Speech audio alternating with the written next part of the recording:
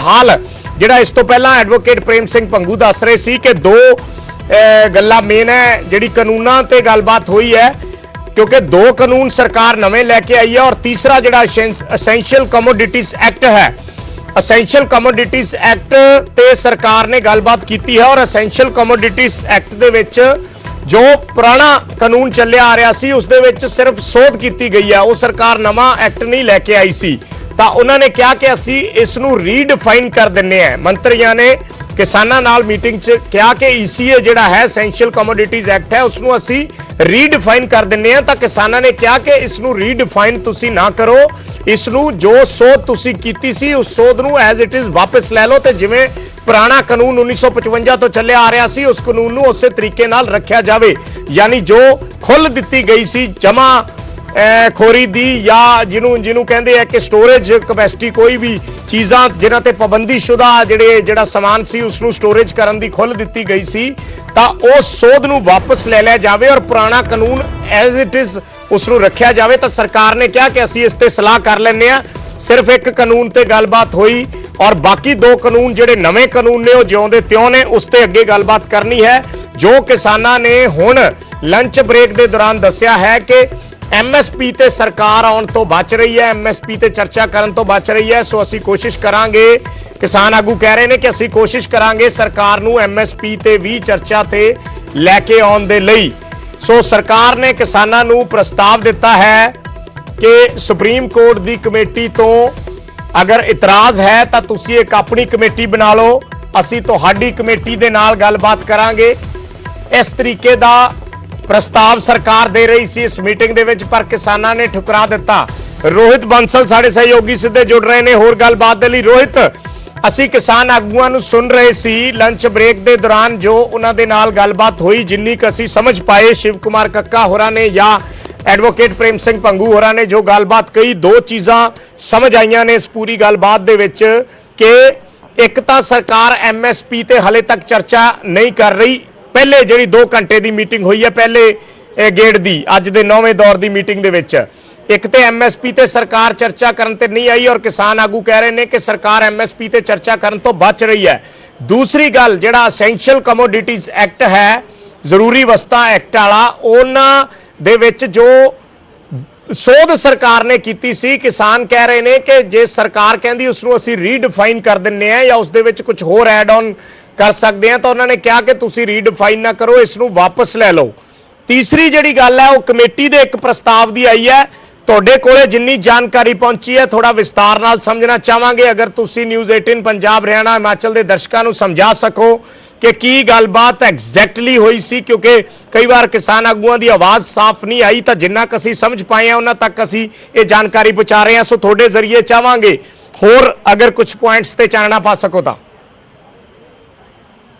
जी बिल्कुल विजय जिस तरह तुसीं 3 चीज़ों का जिक्र किया तो आपां कल्ले कल्ले करके एक पॉइंट नूं चर्चा करांगे सब तो पहले जिहड़ी चर्चा का विषय सी वो सी तुहाडा MSP दा MSP नूं लैके जेकर चर्चा की गल की जाए तो जिहड़े किसान मंग कर रहे हैं कि सानूं नवें तरीके नाल MSP दित्ती जाए जिहड़ी साडी MSP होवे वो देश के हर कोने च हर फसल ते दित्ती जाए और जिस तरह असीं देखते हैं कि 23 फसलां ने 23 फसलां ते MSP घोषित की जाती है पर केवल चंद ही फसलां ने जिन्हां ते MSP सरकार दिंदी है और वो MSP भी कुछ स्टेटां विच दित्ती जाती है जिस तरह पंजाब की जेकर मैं गल करां तां पंजाब विच केवल कणक और झोने की फसल है जिस ते MSP दित्ती जाती है इस तो इलावा बाकी फसलों की MSP तो तय की जाती है पर उसकी खरीद नहीं की जाती जेकर मैं गल करां मक्की की तो मक्की की MSP 1860 रुपए या 1840 रुपए है पर उसकी जी खरीद है पंजाब विच वो 700 तो लैके 900 रुपए तक हुई है तो किसानों की एक मंग यही सी कि देश दे विच जो भी फसलां हो रही हैं हर फसल उत्ते हर स्टेट विच MSP दित्ती जाए जेकर कणक की गल कर लीए तो कणक की MSP केवल पंजाब च जरूर मिल रही है पर हरियाणा च मिल रही है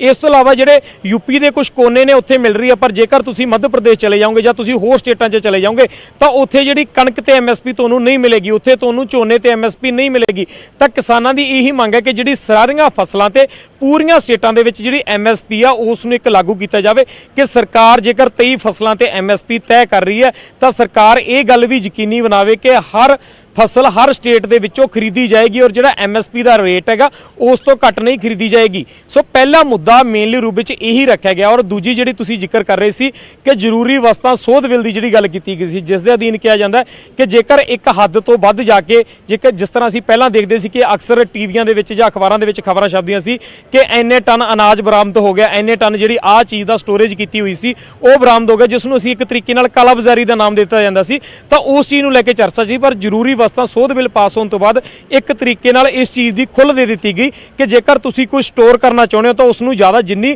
ਕੈਪੈਸਿਟੀ ਵਿੱਚ ਤੁਸੀਂ ਸਟੋਰ ਕਰਨਾ ਚਾਹੁੰਦੇ ਹੋ ਉਹ ਸਟੋਰ ਕਰ ਸਕਦੇ ਹੋ। ਤਾਂ ਉਸ ਚੀਜ਼ ਨੂੰ ਲੈ ਕੇ ਸਰਕਾਰ ਦੇ ਸਾਹਮਣੇ ਜਦੋਂ ਉਹਨਾਂ ਨੇ ਮੰਗ ਰੱਖੀ ਕਿ ਸ਼ਾਇਦ ਇਸ ਤਰੀਕੇ ਨਾਲ ਜਿਸ ਤਰ੍ਹਾਂ ਪਿਆਜ਼ਾਂ ਦੇ ਰੇਟ ਨੇ, ਕਿਸਾਨ ਕਹਿੰਦੇ ਨੇ ਕਿ ਸਾਡੇ ਤੋਂ 2 ਤੋਂ ਲੈ ਕੇ 5-10 ਰੁਪਏ ਤੱਕ ਪਿਆਜ਼ਾਂ ਦੀ ਖਰੀਦ ਕੀਤੀ ਜਾਂਦੀ ਹੈ, ਪਰ ਅਸੀਂ ਦੇਖਦੇ ਹਾਂ ਕਿ ਕੁਝ ਹੀ ਮਹੀਨਿਆਂ ਬਾਅਦ ਉਹੀ ਪਿਆਜ਼ ਹੁੰਦੇ ਆ ਜਿਹੜੇ ਬਾਜ਼ਾਰਾਂ ਦੇ ਵਿੱਚ ਆ ਕੇ 80 ਰੁਪਏ ਕਿਲੋ ਜਾਂ 100 ਰੁਪਏ ਕਿਲੋ ਵਿਕਦੇ ਆ। ਤਾਂ ਉਹ ਜਿਹੜੀ ਕੀਮਤ ਹੈ, ਕੀਮਤ ਵਿੱਚ ਇਜ਼ਾਫਾ ਨਾ ਹੋਵੇ, ਇਸ ਕਰਕੇ ਜਿਹੜੀ ਤੁਸੀਂ ਸੋਧ ਕੀਤੀ ਹੈ ਜ਼ਰੂਰੀ ਵਸਤਾਂ ਸੋਧ ਬਿੱਲ ਦੇ ਵਿੱਚ ਜਿਹੜੀ ਤੁਸੀਂ ਸੋਧ ਕੀਤੀ ਹੈਗੀ ਉਹ ਸੋਧ ਨੂੰ ਵਾਪਸ ਲਿਆ ਜਾਵੇ। ਤਾਂ ਉਸ ਨੂੰ ਲੈ ਕੇ ਕੇਂਦਰ ਸਰਕਾਰ ਪਹਿਲਾਂ ਵੀ ਕਿਸਾਨਾਂ ਨੂੰ ਇਹ ਗੱਲ ਕਹਿ ਚੁੱਕੀ ਹੈ ਕਿ ਅਸੀਂ ਉਹਦੇ ਉੱਤੇ ਇੱਕ ਕੈਪ ਲਗਾ ਦਿੰਦੇ ਹਾਂ, ਇੱਕ ਰੋਕ ਲਗਾ ਦਿੱਤੀ ਜਾਂਦੀ ਹੈ ਕਿ ਇੰਨੇ ਟਨ ਤੋਂ ਉੱਤੇ ਦੀ ਖਰੀਦਦਾਰੀ ਨਹੀਂ ਕੋਈ ਕਰ ਸਕਦਾ, ਇਦੋਂ ਟਨ ਤੋਂ ਜ਼ਿਆਦਾ ਕੋਈ ਵਿਅਕਤੀ ਉਸ ਦੇ ਵਿੱਚ ਜਿਹੜੀ ਆਪਾਂ ਕਹਿ ਲਈਏ ਕਿ ਰੱਖ ਰਖਾਵ ਨਹੀਂ ਕਰ ਸਕਦਾ, ਉਸ ਨੂੰ ਸਟੋਰ ਨਹੀਂ ਕਰ ਸਕਦਾ। ਤੇ ਇੱਕ ਕੈਪ ਲਗਾਉਣ ਦੀ ਗੱਲ ਉਸ ਦੇ ਉੱਤੇ ਚਰਚਾ ਕੀਤੀ ਗਈ ਸੀ, ਪਰ ਕਿਸਾਨ ਕਹਿ ਰਹੇ ਨੇ ਕਿ ਅਸੀਂ ਕੈਪ ਦੇ ਨਾਲ ਨਹੀਂ ਬਲਕਿ ਜਿਹੜੀ ਤੁਸੀਂ ਸੋਧ ਕੀਤੀ ਹੈ ਉਹ ਪੂਰੀ ਸੋਧ ਤੁਸੀਂ ਵਾਪਸ ਲਓ, ਅਸੀਂ ਉਸ ਸੋਧ ਦੇ ਵਿੱਚ ਹੋਰ ਸੋਧ ਨਹੀਂ ਕਰਵਾਉਣਾ ਚਾਹੁੰਦੇ। ਤੀਸਰੀ ਗੱਲ ਸੀ ਮੀਟਿੰਗ ਦੇ ਵਿੱਚ ਜਿਹੜੀ ਕਿਹਾ ਗਿਆ ਸੀ ਕਿ ਜੇਕਰ ਤੁਹਾਨੂੰ ਲੱਗ ਰਿਹਾ ਕਿ ਸੁਪਰੀਮ ਕੋਰਟ ਨੇ ਜਿਹੜੀ ਕਮੇਟੀ ਗਠਨ ਕੀਤੀ ਹੈ,